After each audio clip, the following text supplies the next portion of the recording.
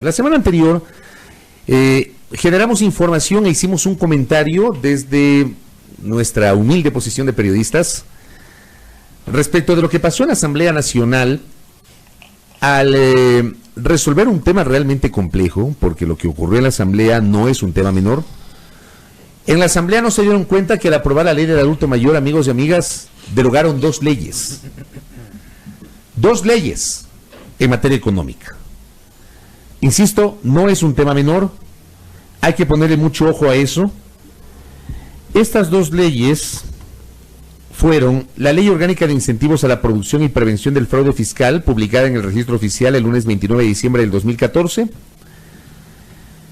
y la Ley Orgánica para el Equilibrio de las Finanzas Públicas, publicada en el Registro Oficial el viernes 29 de abril del año 2016. En las disposiciones derogatorias de la Ley del Adulto Mayor, aprobada por la Asamblea Nacional, la derogatoria novena y la derogatoria décima plantean redundo la derogatoria de estas dos normativas, de estos dos cuerpos normativos. La ley siguió el trámite parlamentario correspondiente, es decir, fue enviada a la función ejecutiva, el presidente de la República objetó parcialmente, incluso pidió un pronunciamiento de la Corte Constitucional sobre algunos pasajes sobre los cuales pedía que se certifique si eran o no constitucionales. Fue a la Asamblea Nacional se pronunció sobre la objeción, resolvió la objeción y la ley entró en vigencia. Resulta que recién se dan cuenta de la eliminación de estos dos cuerpos normativos y lo que se hizo la semana anterior fue aprobar una resolución con mayoría simple, esto es, la mitad más uno de los legisladores presentes, con 62 votos, ni siquiera mayoría absoluta, que son 69-70, sino con 62 votos, aprobar una fe de ratas para corregir el error. Le quiero preguntar a Cristian Proaño, ex prosecretario de la Asamblea Nacional y especialista en materia legislativa que ya nos visita, si ese error se soluciona con una fe de ratas. Doctor, bienvenido, buenos días. Bienvenido. Buenos días, Fabricio, buenos días, Alexis, buenos días a todas las personas que nos escuchan. Muchísimas gracias por la invitación. A ver, entrando en materia, la ley tiene un proceso y un procedimiento para ser formada. La ley del adulto mayor cumplió todo ese proceso y fue publicada en el registro oficial, lo que quiere decir que ese momento se ejecutó y ejecutó todas las acciones que comprendían en el texto de la ley. Una resolución, llámese fe de ratas, corrección o como quieran llamarle, no corrige el enorme error que supuestamente existe. ¿Por qué digo que supuestamente existe? Porque no es lógico que se hayan derogado las dos leyes en este tipo de ley, sin embargo se lo hizo. Y estuvieron ahí en el primer debate, y estuvieron ahí en el segundo debate, y fueron también a la objeción presidencial, y volvieron a ratificarse, fue al registro oficial, entonces se ejecutó. Es decir, las dos leyes dejaron de existir. Una fe de ratas no recoge la voluntad soberana del Pleno de la Asamblea Nacional al momento de aprobarla. Entonces, no se corrige nada. O sea, a ver, pero los legisladores asumen que fue un error, entre comillas, de buena fe, porque eso fue lo que plantea, creo que fue el legislador Jaime Olivo, ¿no? Jaime Olivo, actual presidente de la Comisión de Derechos Colectivos. El que plantea ese proyecto de resolución aprobado la semana anterior, que fue un error de buena fe y que había que subsanar, lo que no se dieron cuenta y que se corrige con una fe de ratas. Ya estuvo aprobada, ya estuvo publicado. Aunque haya sido un error de buena fe. Además, a ver, vamos por el tema de jerarquía. Una moción en la Asamblea Nacional es aprobada por mayoría absoluta, es decir, mitad más uno del Pleno de la Asamblea Nacional, de los 137 asambleístas, más o menos 69-70 votos. Una resolución que tiene otro tipo de connotación para otro tipo de cosas, se aprueba con mayoría simple, es decir, mitad más uno de los presentes. En este caso 65 votos. Jerárquicamente no están al mismo nivel. Además, una resolución no es parte del proceso de formación de ley, por eso la misma Ley Orgánica de la Función Legislativa nos dice... Establece procedimientos, ¿no? Exacto, y además nos dice que las mociones, ojo, una moción es mediante la cual se aprueba una ley, se aprobarán con la mayoría absoluta. Y las demás situaciones que tenga que atender la Asamblea Nacional se las dará mediante resolución. Ahora, a mí lo que me llama la atención, doctor, es que en este caso, como en el anterior, recuerden ustedes que hubo una cosa similar en el tratamiento de la ley de comunicación, donde se les pasó revisar, me parece que era el artículo 5 de las reformas de la ley de comunicación, que daban cuenta de que si la comunicación iba a ser o no un servicio público. Acá pasa exactamente igual, o sea, ¿y qué ocurre entonces en lo que decíamos hace un momento con el contertulio? Durante el tratamiento y el trabajo que se hace en las comisiones, para trabajar los textos, no se revisa, no lo analizan. Finalmente eso se trabaja primero en la comisión, donde revisan asesores y asambleístas. Es decir, los asambleístas no leen lo que aprueban, 1. 2, el colegislador es del Ejecutivo, tampoco lee lo que aprueba la Asamblea. Aparentemente sería así, ¿no? Porque en todas las etapas, recordemos, el CAL es la primera etapa, una vez que se presenta el proyecto de ley, va a una comisión para que esta comisión analice ya un informe de primer debate, que es analizado por el Pleno, y regresa a la comisión para que esta comisión vuelva a hacer un análisis y un informe de segundo debate, y que solo ahí pase al Pleno para que otra vez sea analizada y aprobada. Y luego va al presidente. Estamos hablando de más, y luego viene otra vez a la Asamblea. Estamos hablando de 6 fases. Y en las 6 fases estuvo ahí el error. Y que no haya sido resuelto es o porque no estamos leyendo y no estamos haciendo el trabajo que debemos hacer, o por otro lado es porque no es un error. Porque había la intención de derogar esas dos leyes tributarias. Por supuesto, o sea, no me queda otra explicación. O sea, a mí me queda claro que sí fue un error. O sea, a mí me queda claro que no se dieron cuenta. O sea, estamos hablando de 2 leyes derogadas, no es 2 artículos, no son 2 normitas por ahí, son 2 leyes completas derogadas. Porque eso dicen las disposiciones derogatorias, ¿no? Sin duda. Son las 2 leyes. Las 2 leyes. Ahora, aun cuando fuera un error de buena fe, el legislador sabe que la única forma de hacer las cosas en derecho es de deshacer las cosas en derecho de la misma forma que las hicieron. En este caso, ¿cuál era el procedimiento? ¿Cuál es el procedimiento que se debería haber seguido? Volver a crear las 2 leyes. Volver a crear las 2 leyes. Y siguiendo los mismos pasos, 2 debates, etcétera, etcétera. Pero además, como son leyes económicas, tiene que enviarlas al Ejecutivo. Así es. Así vendría a ser, ¿no? Así es. Tenemos un gran problema. A ver. Digamos que es acogida la fe de ratas y vuelven a renacer las 2 leyes sin procedimiento legislativo expedito. Vuelven a renacer. ¿Podría yo mañana pedirle a la Corte Constitucional, ante alguna situación que a mí no me convenga aplicado por esas 2 leyes, un pronunciamiento en virtud de que estas 2 leyes no tienen una vigencia y que fueron readecuadas al procedimiento, al cuadro de la normativa ecuatoriana, a partir de un procedimiento que no es el adecuado? Y podrían ser declaradas incluso su aplicación como inconstitucional, ¿no? Porque, como les decía, una vez que el registro oficial publica las leyes, se ejecuta todo. Alguien me decía, ¿y si hubiésemos hecho una ley reformatoria en la cual decíamos que se derogaba la disposición 9ª y 10ª con la cual se derogan las leyes, vuelven a aparecer? No, tampoco es el camino. Porque ya fueron desaparecidas y ya fue publicado en el registro oficial. Esa parte me parece interesante. Entonces, la otra alternativa que hubiese sido reformar la ley del adulto mayor para derogar las 2 disposiciones derogatorias, valga la redundancia. Tampoco hay cómo. Es todo un trabalenguas, pero efectivamente. Hubiesen derogado, pero ya entró en vigencia. Entonces el momento en que usted quiere reformar, ya derogaron las leyes. Y ahorita, ¿cuál es el estado? O sea, después de la aprobación de esa resolución de la fe de ratas, ¿cuál es el resultado, doctor? ¿Qué tiene que hacer el registro oficial, por ejemplo? A ver, a mi criterio, no es que se equivocaron una palabra, no es que se equivocaron una coma. Cuando pasa eso, cuando en alguna ocasión hay un certificado que se envía al registro oficial indicando el primer debate fue en tal fecha, el segundo debate fue en tal fecha, y en algún momento cuando yo fui prosecretario cometimos un error y equivocamos de esa fecha. Enviar una fe de ratas corrigiendo ese tipo de cosas es posible. O un error gramatical. Exacto. Pero acá hubo la voluntad expresa del legislador para derogar. Si no se dio cuenta, pues qué pena, lea. Haga su trabajo. O sea, si no se dio cuenta, digamos, en derecho, no importa si no se dio cuenta. En derecho, las dos leyes están derogadas, eliminadas. Así es, porque además hubo una votación y el Pleno toma sus decisiones a partir de votaciones y todo esto hubo.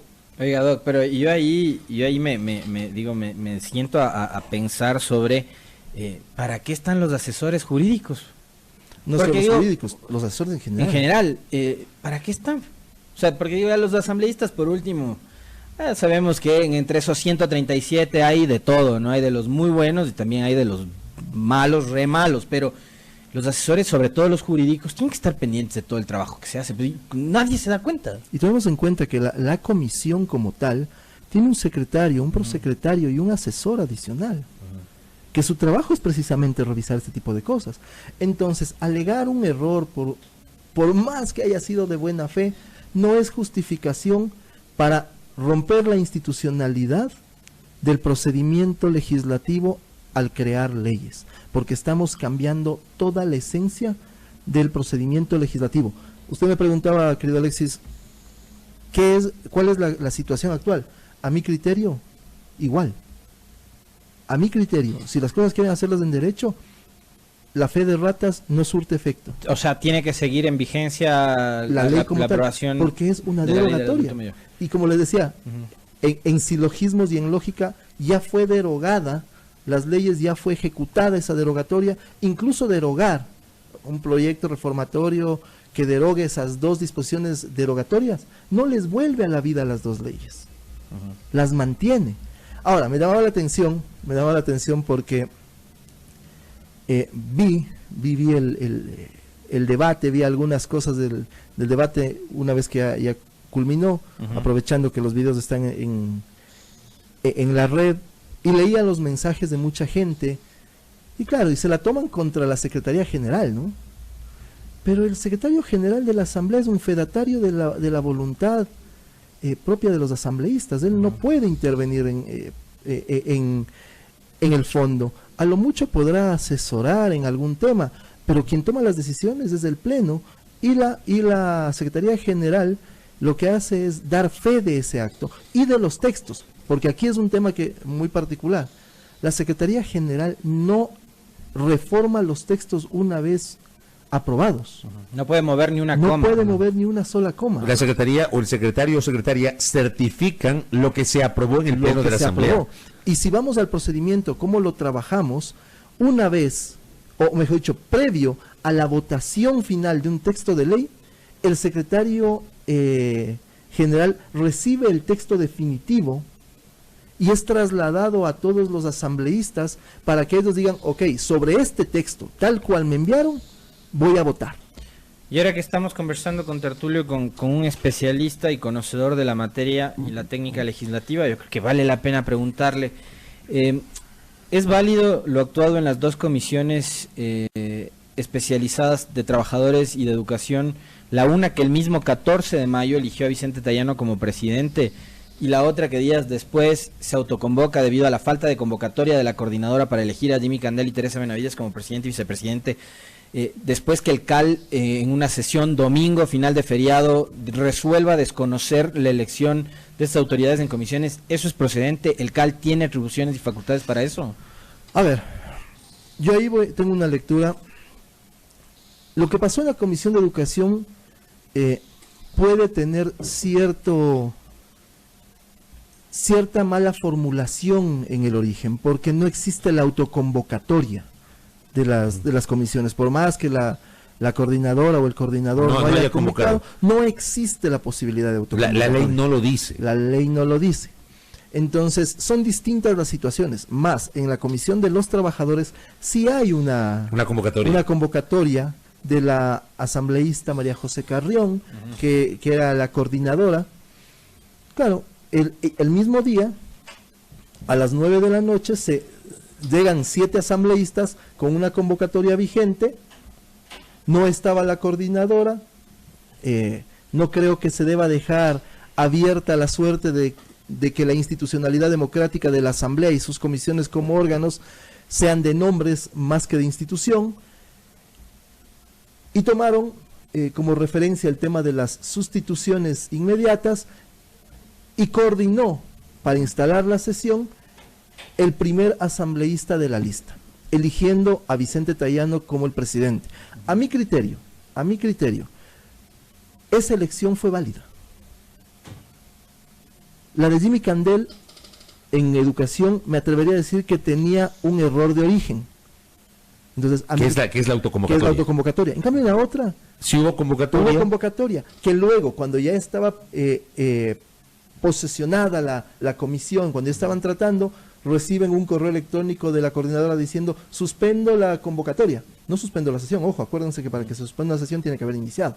Y si ella no está presente, ella no está presidiendo, no puede suspender una sesión que ya está iniciada. ¿Ya? Ahí el tema que nos puede poner a pensar es que si obligatoriamente la persona que está primera en la lista es la que tiene que manejar la instalación de la comisión, o por sucesión, que es a mi criterio válido, porque no puedo dejar la institucionalidad de una comisión de la Asamblea en manos del nombre y capricho de una persona, no digo que haya habido capricho, pero puede darse esto, a mi criterio sí es válida la designación de Vicente Tayano. Luego el CAL toma una decisión amparándose en el COA, con muchas resoluciones del COA. Del Código Orgánico Administrativo. Del Código Orgánico Administrativo. La argumentación, de hecho, se da sobre la base del Código Orgánico Administrativo, porque la Ley Orgánica de la Función Legislativa nada dice. El artículo 23 simplemente habla de que la convocatoria tiene que hacerla el coordinador, nada más. Nada más. Ahí tenemos también un tema, porque son actos legislativos, no son actos administrativos. Son actos políticos, además. Y son actos políticos. De hecho, estábamos leyendo el otro día en esta intención de querer hacer algo más profundo sobre el derecho parlamentario ecuatoriano. No es lo mismo un acto administrativo dentro de la Asamblea, que es lo que hace el CAL, que un acto legislativo del Pleno o la Comisión como órganos de la Asamblea Nacional. Entonces, tomar como referencia lo dicho por el COA para tratar de arreglar esto, lo hicieron. ¿Cuánta validez tenga desde el punto de vista parlamentario? Pues yo creo que muy poca. Además de que este tipo de cosas marcan precedentes y a la larga el derecho parlamentario ecuatoriano es un derecho muy nuevo, no porque hace poco hay asamblea, porque hemos tenido congreso hace mucho tiempo, pero no ha habido un desarrollo de investigación y academia, claro, en lo que es el derecho parlamentario. Y este tipo de cosas lo único que hacen es desestabilizar al derecho legislativo, que ya es la aplicación del derecho parlamentario en la asamblea. Sobre todo el tema de la fe de ratas. Eso rompería, si es que es aceptado, rompería cualquier principio del procedimiento legislativo. Usted dice si es que es aceptado. Aquí, creo yo, deberá jugar un papel protagónico la Corte Constitucional. Sin duda. ¿Y la Corte de Oficio podría analizar el tema o no? Ahí me quedan ciertas dudas. ¿Alguien debería presentar o demandar la inconstitucionalidad de la fe de ratas? De la resolución. De la resolución. Porque es una resolución. La Asamblea se la resolución que desemboca en la fe de ratas. Claro, que aprueba una fe de ratas. Correcto. Doctor, gracias por el tiempo, por aclararnos y brindarnos luces sobre lo que está pasando en la Asamblea. Muchas gracias. Muchísimas gracias por la invitación. Cristian Proaño, especialista en temas legislativos, ex prosecretario de la Asamblea Nacional. Por cierto, ya que hablamos de prosecretario, estamos 10 de junio, a 4 días de que se cumpla el primer mes de trabajo del presidente César Litardo y de las nuevas autoridades legislativas. Hasta el sol de hoy no se ha convocado a la sesión para elegir secretario o secretaria y prosecretario y prosecretaria. Que tendría que ser la continuación de la sesión del 14 de mayo. Exacto, la continuación, porque esa sesión fue suspendida, no fue clausurada porque no se agotó el orden del día. Así que también hay que tomar en cuenta y no tomar nota ningún de nombre, esto. No se escuchó absolutamente nada. Y hay un encargo ahí en la figura de un funcionario de la Secretaría de John de Mora. Él está como secretario encargado porque obviamente no se ha elegido al secretario titular de la Asamblea Nacional. Así estamos, 7 de la mañana con 8 minutos. Pausa.